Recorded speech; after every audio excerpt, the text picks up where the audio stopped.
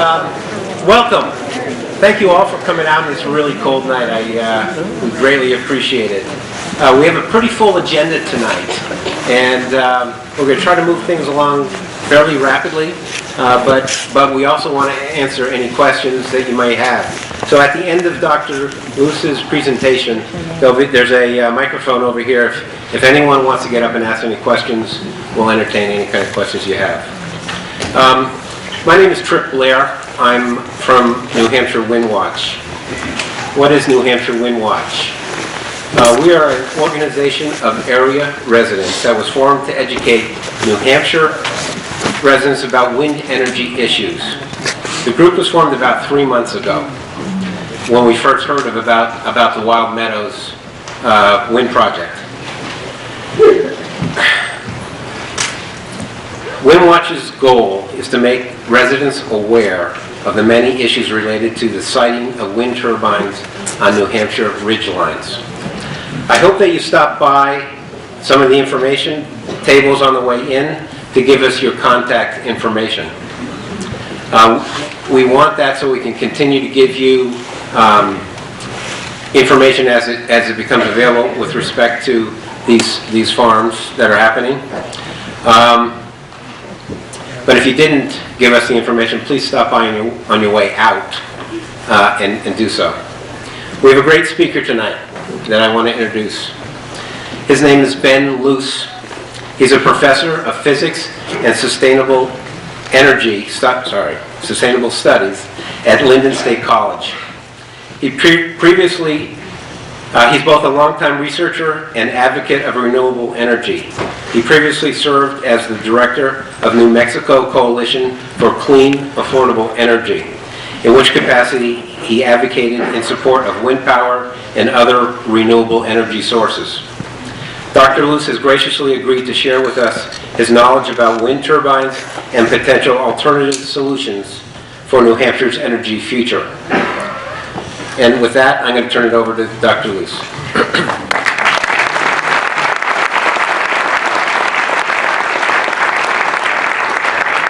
Good evening. I think this is the largest audience I've ever spoken to, and it's an honor, and I really appreciate you coming out tonight on this cold winter night.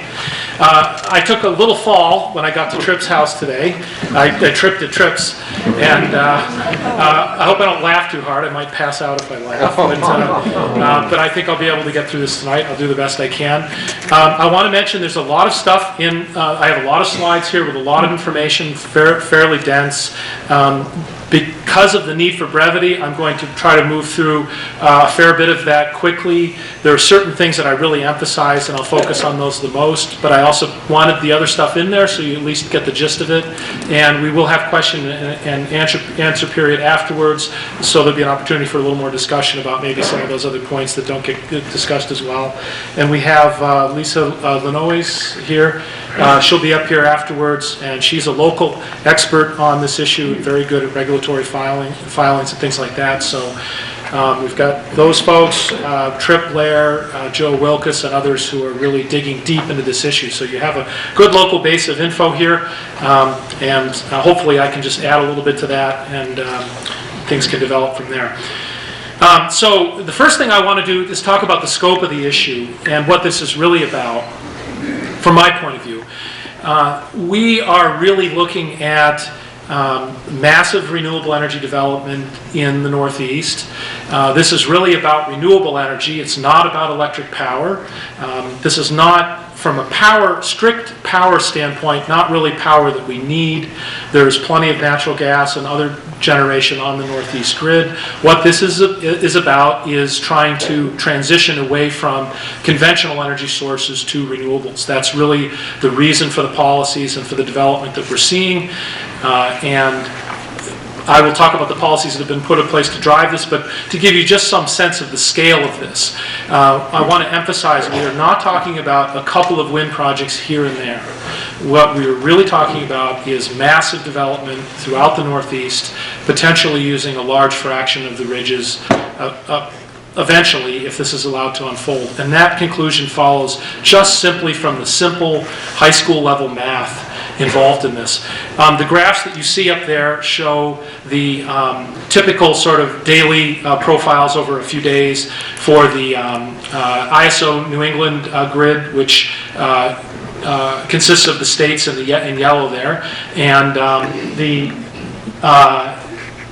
New York State grid. And together, this is what I'm going to refer to as the Northeast. And if you just look at the numbers there, if you look at the peaks there, these are very big numbers.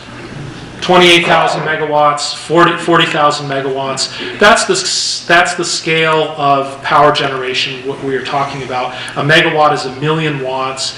A megawatt is about enough at a constant, running at a constant level for about 1,000 homes. So we'd be looking at, for example, 28 million homes at peak and 40 million homes in the bottom.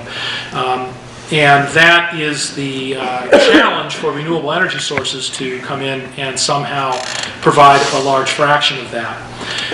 Now, with intermittent renewable energy sources such as wind generation that don't run all the time, one has to be very careful about how you compare numbers. Wind projects have a peak capacity rating. This is the number of megawatts they are nameplate rated to produce at peak output. And then there is the actual amount of energy they produce when you take into account the fact that the wind doesn't blow at its average or peak rate all the time. It fluctuates a great deal. A wind project may be operating, say, upwards of 70% of the time, but overall it's going to produce much less power than if it was running 24/7 all year round. And the number the coefficient that takes that into account is called the capacity factor. And the capacity factor in the Northeast for wind projects is probably somewhere on average between about 22% and maybe upwards of 30%. We don't really have all that much information on it. I'm fairly skeptical. I think it's the numbers I've seen are trending down in the lower 20s. Wind project developers will tell you that it's much higher, that it's upwards of the mid-30s. There are also ways of cheating this concept by overbuilding the size of the rotors and the blades, so that which is a trend that's happening now, so they can sort of inflate the capacity factor. But to make a long story short, I'm talking about that number right there, that 0.3. And so, for example, if we take the Spruce Ridge project and we would like to compare it with the number of megawatts of conventional generation, we can roughly do that by multiplying the peak rating of the wind project, 60 megawatts, by 0.3, and we can kind of get a number that represents its effective average generation. I have to even qualify that and say that's not really its conventional capacity. Wind projects are credited with almost no real dispatchable capacity at all because they can't be, their production cannot be predicted in advance, even a day in advance. But just on an average energy production standpoint, we can say that the Spruce Ridge project, on average, if it has a 0.3 capacity factor, will produce about 18 megawatts on average. Okay, so now if we just take these profiles up here and just sort of ballpark what would kind of be an average load for that whole Northeast area, we'd be looking at something on the order of 34,000 megawatts on average, somewhere in that ballpark. One can quibble about what time of year and what that number really means, but that gives the scale. And if we divide 18 into that, we get about 1,889. So that's the kind of numbers we're talking about. We're not talking about a couple of projects here and there. We are talking potentially about hundreds and then thousands of wind projects in the Northeast. That's the kind of scale that would really be required to make a big impact on the electricity supply. What kind of numbers are we talking about in terms of impacts to ridge lines? Suppose we just set a target to offset less than half of that, say 15,000 megawatts of conventional generation, and we assume we'll use the biggest turbines that are being used fairly frequently now in the Northeast, 3 megawatt turbines, and we'll assume they're spaced fairly closely. We won't even take into account the access roads or so-called laydown areas or power line corridors. We'll assume that we can get 5 of these up there per mile, and then we assume a generous capacity factor of about 33%. Well, if you do the math, you quickly find that that would require about 3,000 miles of ridgeline. So that is the scale. Okay, now if we expand the scope a little bit, let's look at the bigger picture. Electricity generation, electricity is just about a third, roughly a third of our energy consumption. We also burn a lot of fuel for heating. We use a lot of gasoline and oil for transportation. So if we succeed in switching over to geothermal air source heat pumps for heating, we phase in electric vehicles, switch over to electricity for transportation, that kind of thing. And then we really aggressively phase in energy efficiency. We probably could reduce the average electricity demand in the Northeast sometime down the road in the future when all these changes have happened, down to maybe 50,000 megawatts. And assume we maybe try to meet half of that with wind, we'd still be talking about 5,000 miles of ridgeline. Okay. Now, sometimes when I give these kind of numbers, I'm accused of using scare tactics. But I'd like to address that because my reason for doing this is because proponents of wind claim that this particular source is absolutely essential to the renewable energy future. They don't necessarily often say that it's desirable per se, or we'd like to have some of it in there. They will claim very clearly that this is essential. We can't do it without that. That implies that they are assuming that wind is going to have to carry a very significant fraction of the load. And those numbers on the prior slides are what it means to carry a significant fraction of the load. So it's undisputable that if you really take wind seriously, if that's really going to be a big part of the mix, you're going to need several thousand miles of ridgeline. If you assume that's not the case, if wind is going to just be a little part of it, you can't really claim it's essential. The claim that it's essential becomes self-contradictory. If it's really essential, it really means it's going to have to be a big player. And that's when we get into these kind of numbers. So the central question, the real issue that we're dealing with here is, are we really prepared to sacrifice several thousand miles of ridgeline for this energy source? Or are there better alternatives? And that's really the question I would like to try to address. As a physicist, I look very closely at numbers and resources and cost trends and things like that. When I look at this, I try to look at it very analytically. When I first relocated to the Northeast about 5 years ago, I was thinking that wind really would play a pretty big role up here. And I was sort of thinking that we could settle for a certain amount of this kind of development in the area, and it would probably provide a big fraction of the load, and it would be worth it. But when I started to look at the numbers, I didn't really come to that conclusion, and it's because of these very, very large impact numbers that you've just seen. Okay, just to kind of drive this point home a little bit more, many projects already exist, many more are being planned. In the New Hampshire legislatures, in the New Hampshire PUC's, Public Utility Commission's review of the renewable energy standard, actually, this may be from a different source. Lisa, you may remember this source for this one better. I just pulled this up today. Yes, that's right, it's ISO. In 2011, wind contributed, even with all the projects that existed in the Northeast at that time, only 0.6 of the energy in the New England pool. A small fraction of 1%. And of the total energy supply, that would be about 0.2, 0.3% of the total energy supply.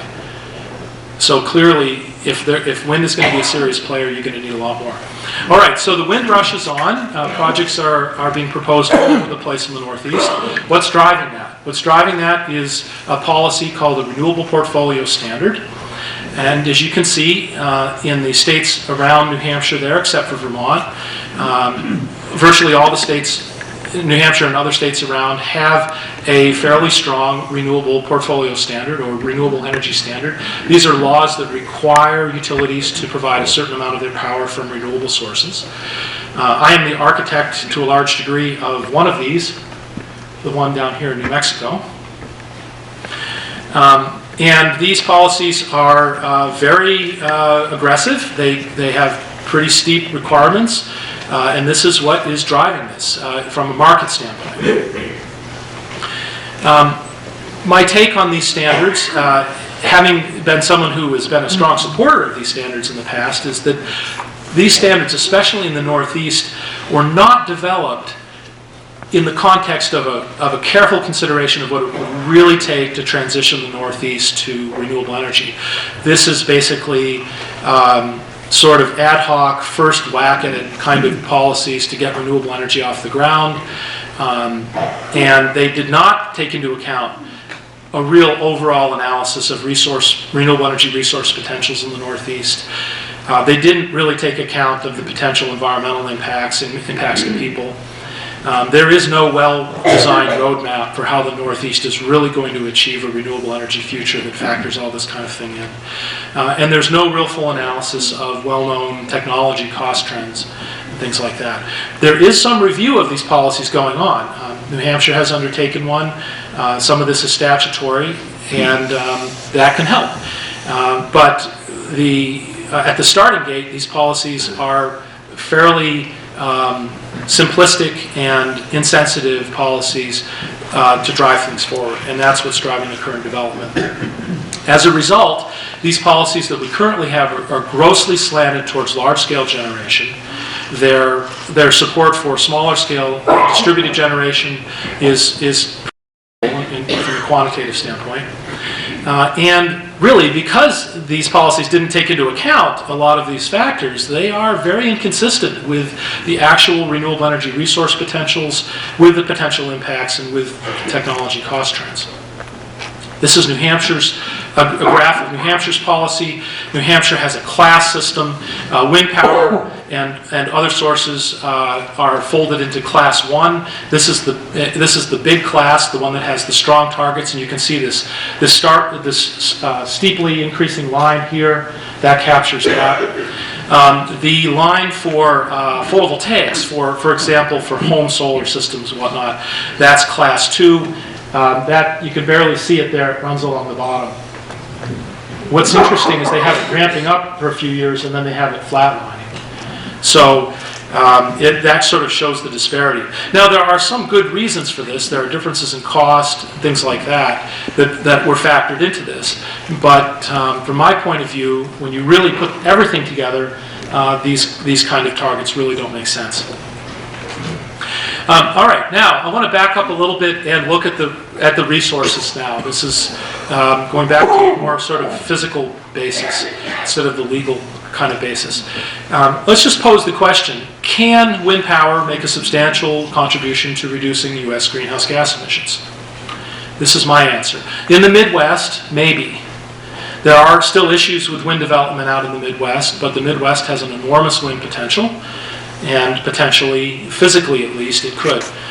In the eastern U.S., absolutely not, it turns out. The wind resource is just not here, and anything close to the level it would need to be, and I'll show you that in a minute, except if offshore wind turns out to be economically and technically and environmentally feasible in a large way, and that has not been demonstrated yet. To understand this, one needs to know a little bit about the physics of wind power. Wind power, the output of a wind turbine tends to scale as the cube of the average wind speed. And this is because kinetic energy goes as velocity squared, and the rate at which you're delivering blocks of kinetic energy scales as velocity as well. So you get a V cubed curve, and that curve doesn't rise very fast at low speeds. You have to get to very high wind speeds to get much out of a wind turbine. As a result, it turns out this is the wind resource map of the United States. That V-cubed curve means effectively that there are very few places that have good wind resources. This map shows the wind resources color-coded. The dark purple here, and blue, are the so-called good or high-class wind sites. The yellow down here is lousy wind sites, and then there's some in between. What you can see is the Midwest does indeed have a massively large wind power resource. The eastern United States, everything east of the Mississippi, is pretty much minimal except for the offshore resources. There is some ridgeline wind power up in the Northeast, and it doesn't really even, it barely shows up on this map. You can see a few little specks up there. Now, let's get a little more quantitative and go state by state. The National Renewable Energy Lab has kindly provided various documents out there using meteorological models to develop state by state wind resources or resource estimates. And for example, you can find these kind of documents on Wind Powering America, and you can look up numbers like this. For Massachusetts, you can look up what they call the installed capacity. This means theoretically installed in their model. They estimate that you could have a peak generation capacity in wind in Massachusetts onshore of about 1,028 megawatts. That's about 1 gigawatt. Okay, so now if you do this for state by state, take the top 10 states in the Midwest and take all the best states in the Northeast on the bottom and put them side by side, this is what you get. Tremendous numbers out here in the hundreds to thousands of gigawatts. That's millions of, or thousands of millions of watts. Tremendous wind resource. In the East, this stuff, many of those states, many of the better states in the Northeast are barely even visible on that scale. There's New Hampshire at 2.1 gigawatts. Okay, now here are the numbers in a little bit higher precision. In the East, and adding them all up, we get about 52 gigawatts. A full 50% of that is in New York State. Okay, so now let's assume that these have a 0.3 capacity factor. That's what was assumed in the model. 52 gigawatts, that means effectively that's an average generation capacity of about 15.6 or about 16 gigawatts. Current U.S. electrical consumption, average electrical consumption, is a whopping 470 gigawatts. So if you just do the math, you find that you could provide about 3.3% of U.S. electricity demand if you went whole hog on the wind resource in the eastern United States. That's developing most of the high ridges. Tiny little fraction. Long term, as other uses switch over to electricity, the demand will probably grow. We're probably looking at less than 2%, and we're probably looking at a CO2 reduction of less than 1%. Okay, now to make matters worse is these estimates, these Department of Energy estimates, are likely a gross overestimate of what you can actually produce onshore. When you start to really factor in environmental siting issues, aesthetics, transmission capacity, the behavior of the electric grid, all of those kind of things, we would probably be lucky if we could do a tenth of that. And that's actually all of the ISO in the Northeast is talking about, is a few thousand megawatts at this point, and that's probably going to be difficult for them to achieve and even go beyond. So, in fact, we are talking about very little potential. The onshore wind resources in this region are a minor renewable energy source. There is no credible basis to claim that they must be developed or that it is essential to develop. And in fact, the argument goes the other way. If we put hundreds of millions or billions of dollars into developing this source, and then it turns out that just technically we're going to need a lot of something else instead, then we will have missed the opportunity to get that something else going.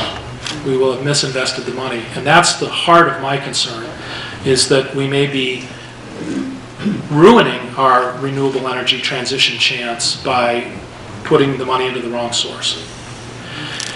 If you want to know what is the only really serious onshore local renewable energy source for electricity production, it turns out to be solar power. You can pretty much forget about hydropower or biomass. Those are similar to wind in their actual developable potential, and they're down at a tiny fraction of the actual demand. If we really want to transition to renewable energy in the Northeast, and if it's not going to be offshore wind, it's going to have to mostly be solar power. And that just comes from the simple facts. And it's not a bad source. It's a nice big nuclear reactor, 93 million miles away. It stores its own waste. It never goes down for maintenance. It doesn't profit off of corporate malfeasance and all sorts of other things. All right, just a couple of basic facts just to gird this. There's a steady 120,000 trillion watts of solar power hitting the Earth's surface all the time. Total world energy demand, including waste, is only about 30 trillion watts. Tiny, tiny fraction of that. U.S. energy demand is only about, total primary energy demand is about 3.3 trillion watts. And you can do a calculation with today's photovoltaic collectors, an area covering 1 to 2% of the Sahara would power the entire world. Now, not that I'm advocating we do that, especially with what's going on in Mali right now. All right. And these kind of estimates are not something I'm just pulling out of my hat. You can look up reports by the Department of Energy. They have credible studies estimating that you could do about 34 times the total U.S. energy demand with utility-scale solar. And there's very conservative studies showing that you could do about at least 30%, and probably quite a bit more, just with stuff stuck on rooftops, including extracting or subtracting the areas that are impeded by, the roof, parts of the roof that you can't really use, things like that. Solar has somewhat of a bad reputation in the Northeast. When I moved back here, I was a little bit skeptical myself after having lived in New Mexico for 14 years and enjoyed the sunniest state in the nation just about. But I started to look at the actual data and actually take data from real systems. This is a graph from some long-term averaged NREL data, and it seems to conform pretty well with what I've actually measured in the field. We have a surprising amount of sun here in the Northeast. This is for Montpelier, Vermont, not exactly known for its sunniness, but it's sunnier than one might expect in the early months of the year, second half of the winter. And it does get kind of weak down here in leading up to the December time, but it's not that bad, and in fact it's much better correlated in the middle here with the actual peak demand on the grid, and compared to wind, it's actually smoother. Wind power tends to be, especially because of that V cube factor, wind power tends to be very weak in the summer months and peak up like this. It tends to be sort of the opposite, but much more exaggerated. So I'm not claiming that transitioning to solar power is easy. It's still a huge challenge. And there are a lot of things that would have to happen to really make that work. But what I am saying is that really is the big resource that we have at our disposal. And on a basic physical level, it's not too bad.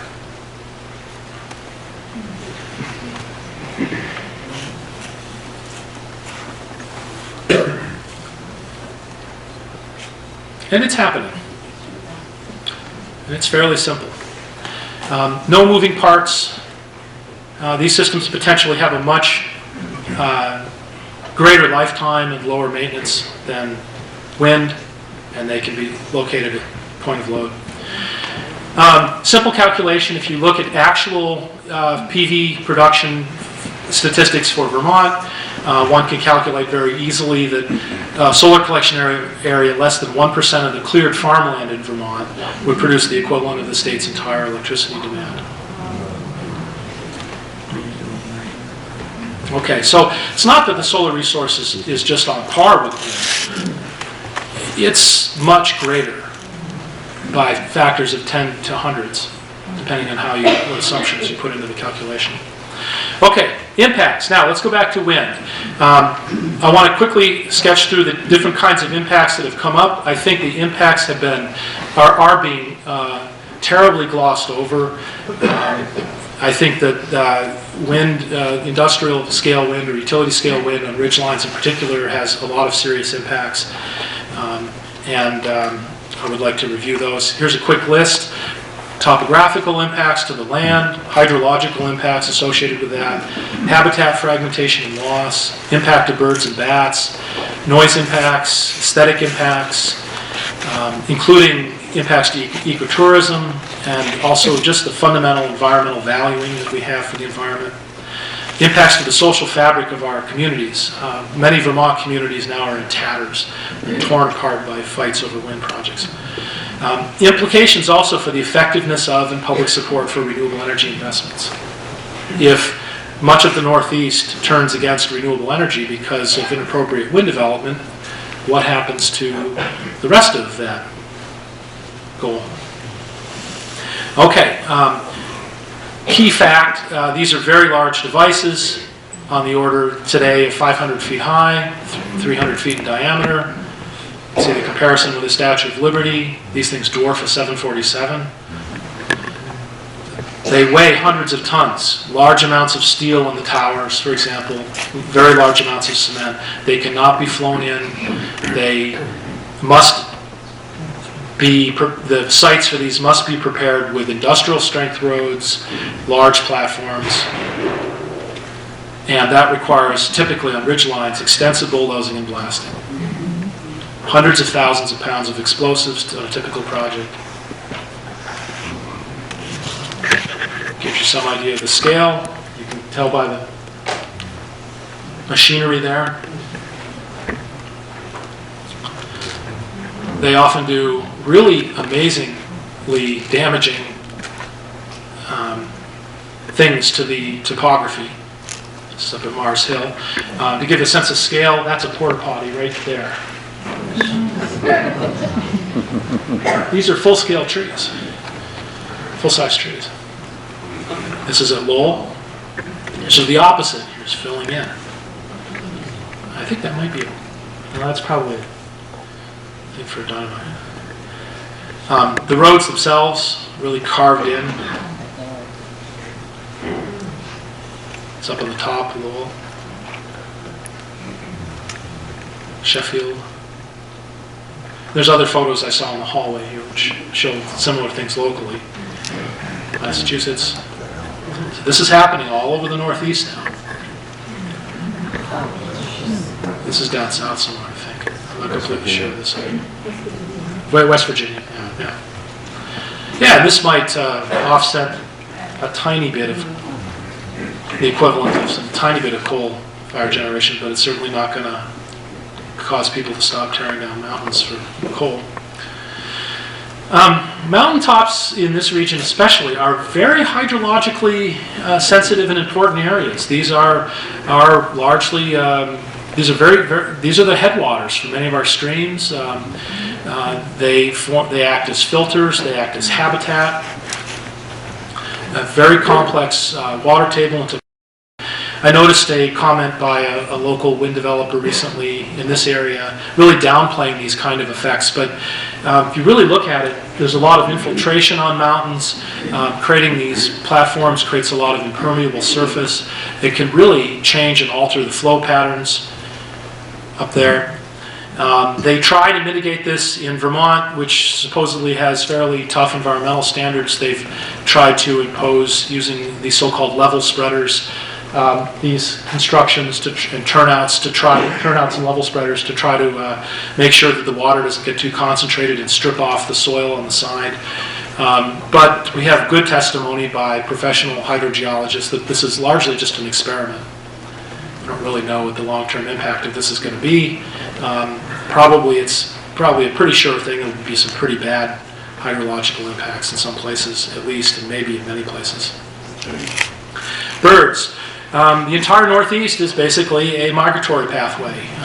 Raptors use the thermals going up the mountains here. We have more and more bald eagles. I just saw one fly over Newport, New York the other day, or Newport, Vermont the other day. We're not talking about a few wind projects. We're talking about hundreds of thousands of them. So really, what is going to be the impact on birds and bats when we have that kind of level of development? We have endangered bats. You can see it, Vermont-centric focus there. But that applies to the whole area, New Hampshire as well. And now we are seeing wind projects, for example, the wind project at Lowell that are using oversized rotors. This gets back to the cheating the capacity factor, that tend to operate more at lower wind speeds, but that's also when you worry most about species such as bats. So the danger to them is actually, I think, increasing. And from a fundamental perspective, the wind industry will tell you, for instance, I saw this on the flyer today that Iberdrola sent out to this area. They compare the number of birds killed by wind turbines to other sources. And it's true that other sources of bird mortality, automobiles, buildings, power lines, are very high. But the numbers that are being given for wind in those kind of brochures are for existing capacity, and there isn't that much existing capacity, wind generation yet, in bird-sensitive areas. What happens when there's 1,000 times that capacity for example, in this area? And what happens to local ecosystems? Even if you're not impacting the global population of a given raptor species, what happens if you're impacting it strongly just locally? These are important capstone species in the ecosystems in these areas. And what are the long-term impacts of that? Those kind of questions, those big picture questions, are not being analyzed and answered and factored into the siting decisions. Noise. Wind turbines do produce noise. And the most important thing to know about that is that the audibility of the noise, how much you can really hear it, varies very strongly with the location of the listener, the weather, wind speed and direction, the strength of other noise sources, insects, traffic, machinery, etc. And there are many ways that the noise evaluations for wind project sightings can be manipulated to mislead regulators. They can, for example, base their background noise estimates on noisy periods and kind of just push that through, and if nobody questions it, that won't be noticed necessarily by the regulators. They can limit the scope of the weather conditions included in the models. These models are very simplistic compared to the real physical situation out there. Weather varies a great deal, very, very complicated. To really model this adequately is a very, very challenging task. The models aren't anywhere near limited to that. They're more of a regulatory tool to help a developer get a project through. How about yourself? One of the common tactics of wind developers now is to take a busload of people out to see a local wind project and have them sit under the turbines, and the developer will say, or the tour guide will say something like, see, it's not very much noise. Well, there are problems with that. What about if you just happen to be there on a low wind day? Or you're in the wrong place. Sometimes turbines can be noisy far away laterally, but be fairly quiet from down below. It really depends on where you are. The basic thing here is you can't tell from a visit to a wind project. You have to. The only way you can really tell is to live near one for a long period of time. There are some pieces of literature out there. There's one in the Bulletin of Science and Technology that I really like by Bob Thorne. Really gets into these nasty issues, the complexities of what it really means to measure these things and what really goes on. And I highly recommend it to people. I'll come back to a quote from him in a minute. There's also another emerging issue with noise which surprised me, and I was a kind of a reluctant convert to this, but I think there's a real issue here. So-called infrasonic noise. People living quite close to turbines. These things do, it turns out, produce a prodigious amount of low-frequency noise. It's basically a shaking of the air. It's similar to the kind of problems that can occur in buildings if the HVAC system isn't built correctly. And you're very coupled to the air. Your body is very coupled. Like you're hearing me through the shimmering vibration that is traveling from my vocal cords to your ear. If I shout into the microphone, it's a very painful experience. We don't think of ourselves as being coupled to other things through the air, but in fact, we're under very high pressure, and when the air shimmers, energy is transferred very effectively. And low-frequency noise can basically shake people and shake the tissues in their inner ear and cause problems. And if they're in a building near a project, the building can resonate like a resonant cavity, like the casing on a violin or something like that. So there is a growing body of rigorous research that looks at this kind of issue. And it's certainly gotten to the point where it establishes that there really might be an issue with this. The noise levels have been verified to be there. The potential physiological coupling mechanisms with the inner ear do seem to be there. We are just beginning to see people do really rigorous epidemiological studies on these kind of impacts, and we'll probably have a lot more data down the road. And there are some people like Nina Pierpont who've done quite a bit already. This kind of issue is not being acknowledged yet by the political system or by the siting regulatory system.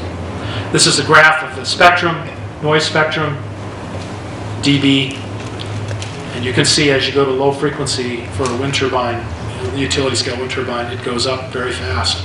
It gets up to very high levels when you're relatively close to these things.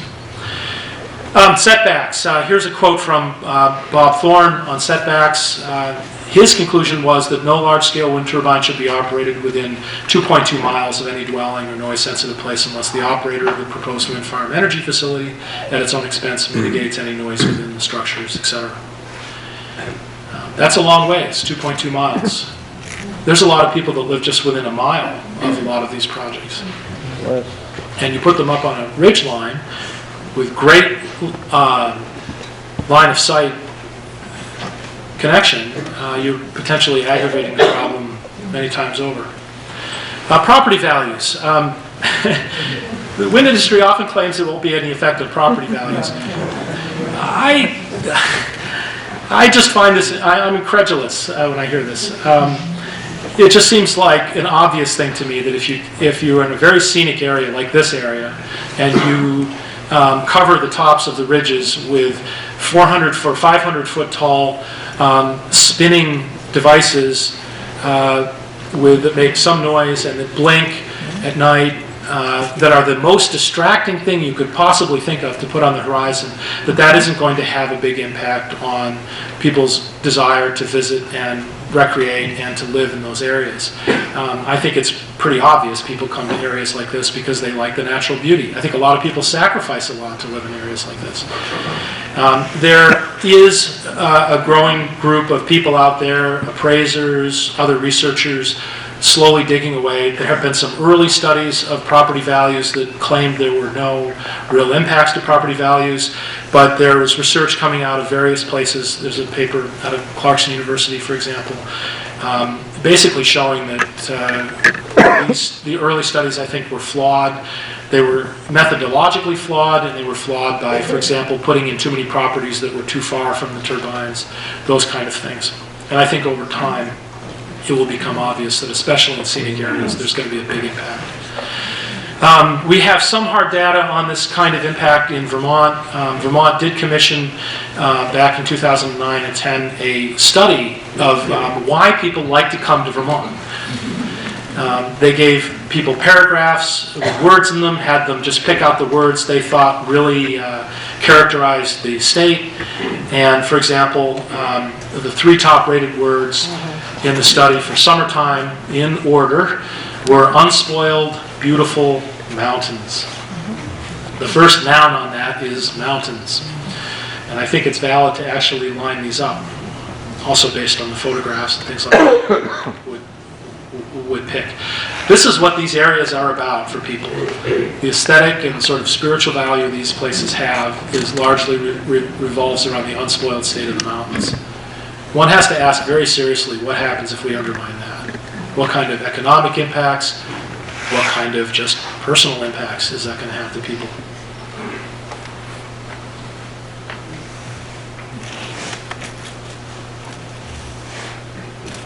Economics. First of all, I want to make it clear that as an advocate of renewable energy, I've long been in favor of subsidies for renewable energy. And a lot of people cite subsidies as a problem, and I think there are problems with them, but I want to make it clear that I think in principle they can be good things. They can help to make a technology reasonably affordable or potentially competitive, and if they're really doing that, they can be beneficial. And if they're really supporting development which is truly sustainable and can help us reduce emissions, I think that could be a good thing. But if they don't meet these criteria, they can be counterproductive. They can push things in the wrong direction. So what's happened with wind? For example, let's take a look. Wind has been subsidized since the 90s. with the production tax credit and growing interest in addressing climate change and renewable energy standards and things like that. The blue on the left curve there shows how the cost of wind energy averaged out, smoothed out, according to the Department of Energy, decreased up until about 2002. And the light blue part after that shows where they were predicting the cost would go in subsequent years, probably with good reason if you just project out. But if you look on the right, the right-hand graph shows the actual data for, this is actually the best piece of economic data that I know of. This is from the 2011 Wind Energy Technology Market Report by the Department of Energy. It looked at over 488 wind projects. And what you see there is after 2002, the cost actually trended up. What this tells me is that the technology basically bottomed out. It reached a certain economy of scale and a certain level of technical refinement. And then as that decade wore on, commodity costs for steel and copper and things like that started to rise. And even with continuing refinements in turbines, the cost of turbines actually went up. The cost of wind power actually went up. And that's very, very clear if you read that whole report, what really went on there. There was a decrease towards the very end of that. But what happened there?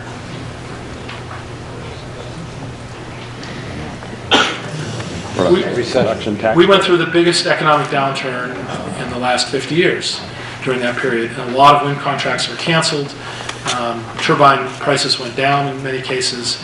And people also stopped doing the less reasonable, or they canceled mostly the most costly projects. So that brought the average down. But that doesn't mean that wind is now on a good downward cost trend. That's probably just a fluctuation. Transmission. This is large-scale stuff. It needs large-scale power lines. This is a quote from the CEO of the ISO a few years ago, Gordon Van Wely. Not a very good name for a corporate executive there.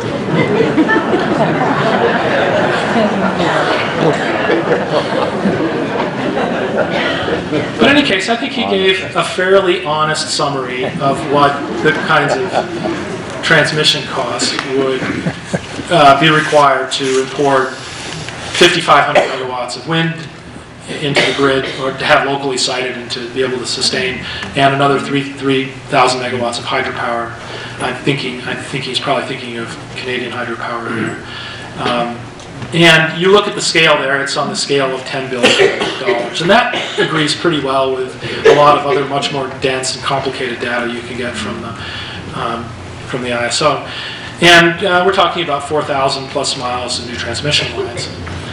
Now, that's actually pretty obvious if you look back to the numbers I gave on the number of projects that would be required and the distances and things like that. But that's a lot of new transmission. Okay, so when you factor all that in, today, even with good power line access already, ridgeline wind projects are typically coming in well over 10 cents a kilowatt hour.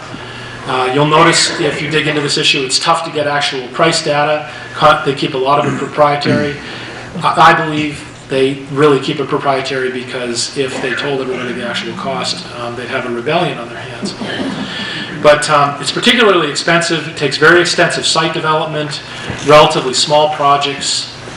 The transmission costs, even when you have a transmission line nearby, you often have to put in a substation or some fairly substantial transmission. Impact management issues. If you look at the actual cost, especially larger scale photovoltaic projects today in the Northeast, the costs are actually roughly the same. I think solar today is actually already competitive with wind.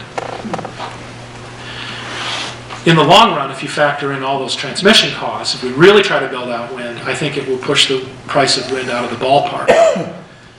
But the public may not know that. We may be effectively forced to pay for the transmission and not really be able to see that it's connected with the wind, right? There's ways that these kind of investments can be sort of hidden. Okay, here's the solar power cost trend. And the upper curve there is in $2,010 per watt peak. So this is basically the cost of the modules, just the part of the collector which is the expensive part, the part that collects the solar energy and generates electricity directly. What we've seen is the cost has been pretty steadily coming down to about 2005. There was a bump in the cost for a few years when the industry outran its supply of silicon from the semiconductor industry, but the industry did invest in new silicon production plants. China really invested as well, and the cost then started to come down, and in the last 2 years it's taken a really dramatic downward trend, and modules are now selling about $1 per watt. I didn't think we'd see that until about 2015, but it's here, and that price level has been sort of a holy grail. So just to get some picture of what the actual cost per kilowatt hour is, and this reinforces the statement I made a minute ago. If we just do a simple cost calculation, current installation costs for photovoltaics range from about $6 to $9 per watt. Likely, I think we're going to see it get down to about $4 per watt, but we'll stick to the 6 below and then do the 4 below that. In the Northeast, 1 kilowatt of PV produces about 3 kilowatt hours per day on average. The modules probably have about a 40-year lifetime now, but let's assume a 30-year lifetime for the system. And if you just calculate it out, based on the capital cost, you get about 18 cents per kilowatt hour. That's not too bad. You'll hear a lot of utility people claim solar costs a lot more than that, but that's actually pretty much what it would really cost residential people to put up a system. In the future, I think we're looking down around 12 cents per kilowatt hour. That's directly competitive with retail prices. Distributed solar really does compete on a consumer level with retail electric power prices. When people make comparisons and buying decisions, that's what they base it on. So we are looking at an era where solar is going to become, even without subsidies, directly competitive with retail power, and with subsidies, probably better. And in the really long run, probably much better. Okay, so how does the sort of spending look in New Hampshire on solar, for example? This chart shows the New Hampshire Renewable Energy Fund allocation for 2013 for residential solar PV at the top there. About $1 million. That'll buy you about 1/3 of a wind turbine, maybe less. Bottom line there is New Hampshire's Renewable Energy Fund is basically putting nothing into distributed. This is just sort of window dressing. How could we get a rational renewable energy standard program for New Hampshire? If I had my druthers, what I would do is I would eliminate all ratepayer funding for what I would consider inappropriate sources, i.e. ridgeline wind power, probably some other stuff. And I would have the PUC simply set solar rec prices. I'd have the PUC set the solar rec prices. There can also be a free market, a competitive bidding element to that too, but to put it simplistically, set a minimum price. On a geographical basis, base it on where you need the power development, and start low with the rec prices and adjust them up slowly according to response and need. That way ratepayers would pay as little as possible to get the development, and the legislature can haggle over what the targets are. That, to me, we could do for 1/10 of what we're spending on wind. We could have a vibrant and gradually growing photovoltaic industry in the state, installation industry in the state, and we would be able to make a smooth transition to solar electricity over a longer period, 10, 20 years, and with very little environmental impact. And eventually, if solar keeps trending down the way it's going, this on whole would be a lot more cost effective than the money we've already spent on wind. New Hampshire does recognize solar recs in its RPS. That's good. Vermont doesn't, but New Hampshire and Massachusetts do. The Class 2 targets for solar are not very big in New Hampshire, and there's probably some good reason for that right now. Solar is still relatively expensive, just like wind, and you probably don't want to ramp it up too fast. But also one of the problems is that the targets in New Hampshire ramp up quickly and then they flatline instead of gradually. So there's no real long-term consideration in this. And there is a recommendation in the Public Utility Commission's study of the performance of the renewable energy standard in New Hampshire in 2011. They did recommend that the legislature consider a 2010 legislative study that did recommend requiring interconnection of the Class 2 resources, that is photovoltaics, to the New Hampshire distribution grid, instead of allowing utilities to buy solar RECs from out of state. So that ties it to actual generation in state, and also recommended to recalibrate the Class 2 requirement accordingly and set a more gradual ramp up to the 0.3% load. That would be a pretty consistent policy recommendation. So there is some light shining there in the legislature on this, and the people at the PUC and the legislature, I think some of them do see a path, I think what is closer to being the right path forward. I'm almost done here. I'll wrap up. From my point of view, the kind of sources we should be looking at in the Northeast, the sources that have low impact and really high resource potential are photovoltaics, ground source heat pumps, or what we call geothermal heating, air source heat pumps for some applications, solar hot water, some other things I just threw in there. One, farm cellulosic biomass. There is some biomass technologies that are looking more and more promising. For the Northeast, those are really the attractive renewable energy sources. You can see where I rate the others down on these things. Anaerobic digesters are great for dairies, but there's not too much potential for them. But they're good for cleaning up water, so we probably should do those in dairy farms. Microhydro, moderate impact, but not much potential. Forest biomass, not much potential. Midwest wind power, you might think I would have rated that a lot more highly, but there are issues with wind power development out there too, birds and bats and things. So I have given that a moderate rating and so forth. And I think this is a good way to think about how to do these. So I would propose an optimal plan for reduction of carbon in this region would be over the next 5 years. Well, maybe I should update that 2010 to 2012 or 13 now. Say the next 3 years, really focus on high efficiency vehicles, electric vehicles, weatherization, energy efficiency, solar hot water, geothermal heating, and phase in photovoltaics. Do it gradually. Keep what we've got going along, make it stable, build the installation industry. Don't gouge ratepayers for it, but bring it along. And then as that cost comes down, continue those other measures, and then really ramp up photovoltaics. This, in my estimation, would produce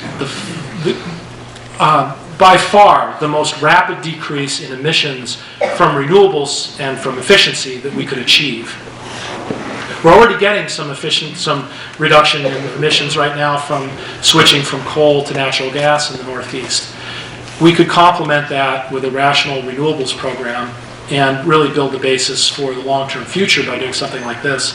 I think what we're doing now is we're putting almost all the money into really inappropriate electricity generation sources in the region, and we're spoiling our chances to really do these other measures effectively. So that's my talk.